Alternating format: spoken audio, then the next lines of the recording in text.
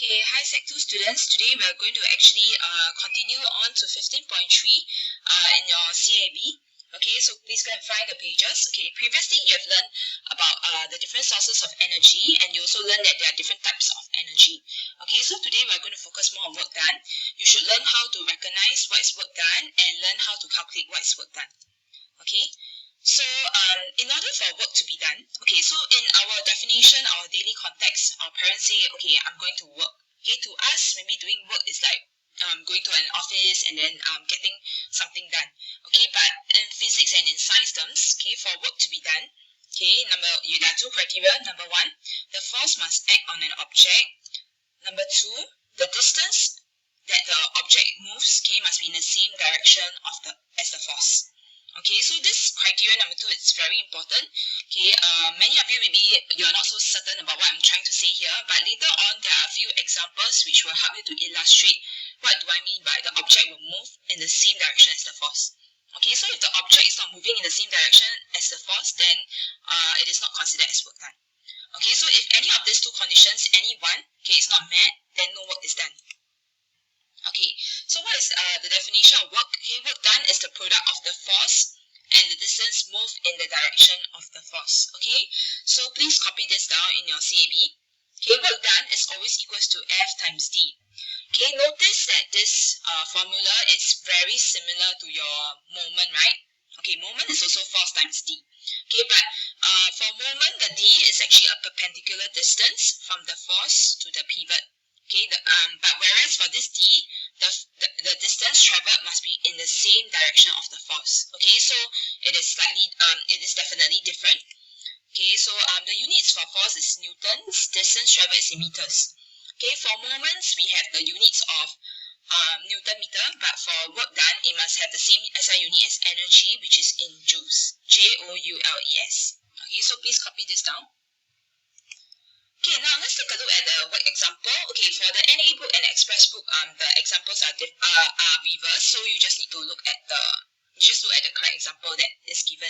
Okay, so now a boy is actually carrying 2 kg of books, okay, and walks 8 meters on a level road to his house. Okay, so the direction of the boy moving is towards this direction, the right side. Okay, and he's actually using an uplifting force. Okay, because the books actually contains the books have a weight, right? So weight is actually going downwards.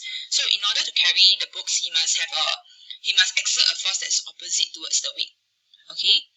So now, okay, this force here is actually the same amount of force as the weight of the books. Okay.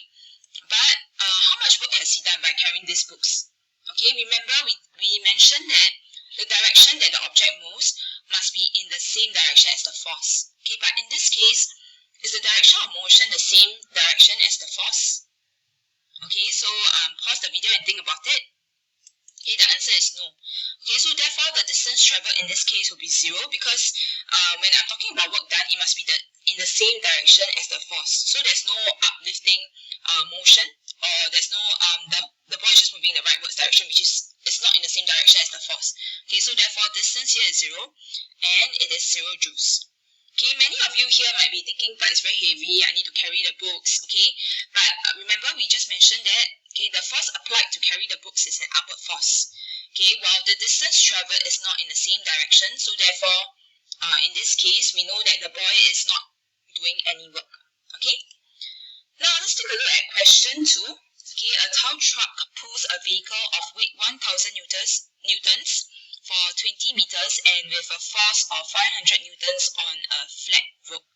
Okay, so he's moving on a flat rope for 20 meters and this is the direction of the motion.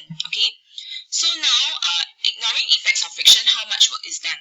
Okay, remember, should we use the 1,000 or 500 newtons force? Okay, so think about it, pause the video and think first. Okay, remember that I just mentioned that work done must be in the work done is equal to the force times D, and D must be in the same direction as the force. Okay, since I'm moving, the direction of the motion is in this direction, so therefore I need to use the 500 newtons in this case. And when I calculate it, I get 10,000 joules. Okay, in this case, what is the energy conversion of the vehicle? Okay, so when the vehicle is moving, okay, there will be kinetic energy. Okay, kinetic means that the energy when the object is moving, and then in this case is converted to maybe heat and sound. Okay, so if you're okay with this part of the lecture, you're going to do page 115 and 116 on your page 115 on your own first.